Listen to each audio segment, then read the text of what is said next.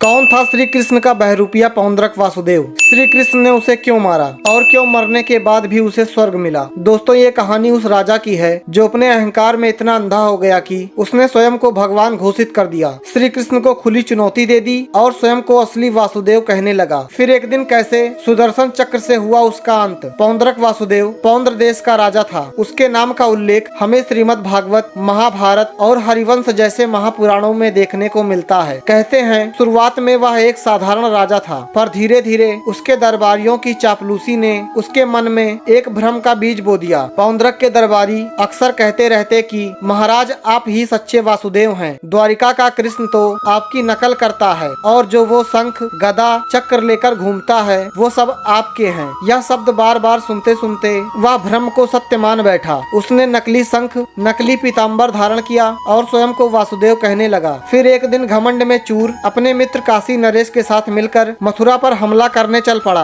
और श्री कृष्ण को संदेश भेजा कि हे कृष्ण, तुम जो भगवान होने का दावा करते हो वह झूठ है, क्योंकि असली भगवान मैं हूँ। इसलिए तुम शंख, चक्र, गदा सब त्याग दो और मुझे भगवान मानकर मेरी शरण में आ जाओ। पौंड्रक का यह संदेश सुनकर श्री कृष्ण की सभा में सन्नाटा छा गया, पर श्री कृष्ण मुस्कुराए। उन्होंने दूत से कहा, हे दूत, जाकर पौंड्रक से कहो कि मैं स्वयं युद्ध भूमि में आकर उसके ये चिन्ह उतार दूंगा। युद्ध भूमि सजी, एक ओर थे द्वारिकाधीश कृष्ण और दाऊ, तो दूसरी ओर थी नकली वासुदेव पौंड्रक और काशी नरेश की सेना। युद्ध प्रारंभ हुआ, लेकिन ये युद्ध ज्यादा देर तक नहीं चला। कुछ ही देर में काशी नरेश श्री कृष्ण के हाथों मारे गए। अपने मित्र की मृत्यु पर क्रोधित पौंड्रक ने क्रोध में आकर कृष्ण से लड़ना प्रारंभ किया, लेकिन सत्य और असत्य का यह युद्ध ज्यादा देर तक नहीं चला। पौंड्रक ने अपनी उंगलियों से नकली चक्र उठाया और स्वयं को भगवान की तरह प्रस्तुत किया। तब श्री कृष्ण ने पौंड्रक से कहा कि हे पौंड्रक, तुमने मुझसे जो चिन्ह त्यागने को कहा था, अब वही तुम्हारा अंत करेंगे। तभी श्री कृष्ण का सुदर्शन चक्र आकाश में घूमा और एक ही क्षण में पौंड्रक का सर धड़ से अलग हो गया।